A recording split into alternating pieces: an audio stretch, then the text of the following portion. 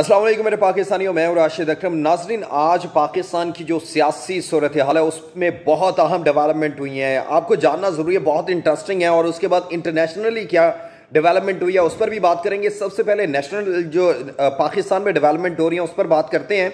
आज ANP और जो PDM के रहनुमा थे उन्होंने एक प्रेस कॉन्फ्रेंस की लाहौर में, जब उसमें ख्वाजा साद रफ़ीक थे, उसके बाद MQM के जो रहनुमा थे वो थे, और ANP के इफ्तिखार अहमद साहब थे। सबसे पहले इफ्तिखार अहमद साहब कौम को दोबारा फिर एक लॉलीपॉप दिया है, वो लॉलीपॉप सुने, बहुत ज़रूरी है। उस लॉलीपॉप को सुनेंगे और उसके बाद फिर आपको समझ में आएगी ये हमें किस तरह बेवकूफ़ बनाते हैं। और फिर आज पंजाब में नून लीग से इस कौम ने किस तरह बदला लिया, और अब जब ज़िमनी इलेक्शन ये हार चुके हैं, इनको परेशानी जो है इनको अब सताने लगी है कि खान साहब जो है वो दोबारा इक़्तिदार में आएंगे, पावर में आएंगे तो हमारे साथ वही सब कुछ होना है। और दूसरी तरफ अदालत ने क्या कहा है, अदालत की तरफ से नैब तरमीम के हवाले से बहुत अहम बात हुई है, उस पर भी बात करेंगे। सबसे पहले आप इफ्तिखार अहमद साहब का ये ज़रा शॉर्ट सुनिए, आप हंसेंगे कि ये कौम को किस तरह बेवकूफ़ बनाते हैं। आज वही एहतिसाब के जुमरे में आते हैं तो दनदनाते फिर रहे हैं। यानी उनको पकड़ के याद दिलाना चाहिए कि तुमने जो बेईमानी की है इसकी इजाजत नहीं दी जा सकती। मैं खुल के ये बात इसलिए कह रहा हूं कि अब तो टीवी पे भी आता है कि फलाने किया फलाने किया फलाने किया, तो नाम लिए बगैर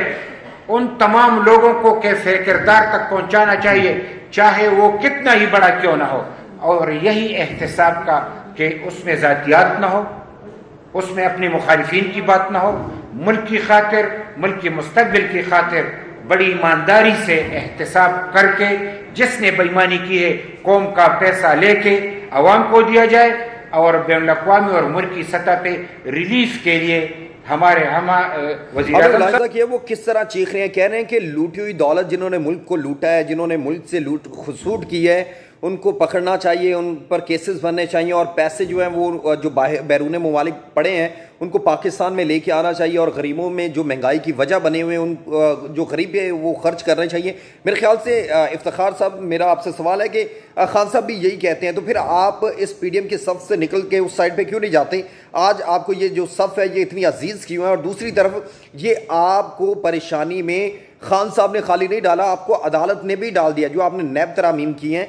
नाज़रीन, मैं आपको बताऊं, नैब ने जो नैब तरामीम इन्होंने पार्लियामेंट में की और उसको इमरान खान साहब ने अदालत में चैलेंज किया। जब अदालत में चैलेंज किया है तो उनकी इस्तदा को तो मुस्तरद कर दिया गया, लेकिन दूसरी जानिब उनके निकात जो उनके वकील ने उठाए हैं उसके हवाले से चीफ जस्टिस ने कहा कि ये बहुत अहम निकात हैं जो उठाए गए हैं। और इन निकात को उठाने के बाद क्या हुआ है कि उन्होंने कहा कि अगली दफ़ा जो PTI का वकील है वो मुकम्मल तैयारी करके आए, क्योंकि ये पाकिस्तान की सलामती, पाकिस्तान में जिन्होंने लूट खसूट किया है उनके लिए ये वबाल जान बन सकती है, और फिर दोबारा ये उसी जगह पे आ सकते हैं। क्योंकि ख्वाजा साद रफ़ीक हो और जितने भी इनके रहनुमा हैं वो बार बार क्यों कह रहे हैं कि न्यूट्रल जो है वो हमारे हाथ बांध रहे हैं, हमें परेशान कर रहे हैं, इस लाडले को उतना टाइम दें जितना ये ज़रूरी है। तो अब इनकी परेशानी की सिर्फ वजह यह है कि अदालत ने भी ये कह दिया कि इस पे अगर PTI का वकील जो है वो तैयारी करके आता है, तैयारी करके आने के बाद वो दलाइल देते हैं, और अगर इसमें ये जो पार्लियामेंट में जो तरमीम की गई है वो वापस हो जाती है तो इनके लिए बहुत बड़ा नुकसान है। इनका जो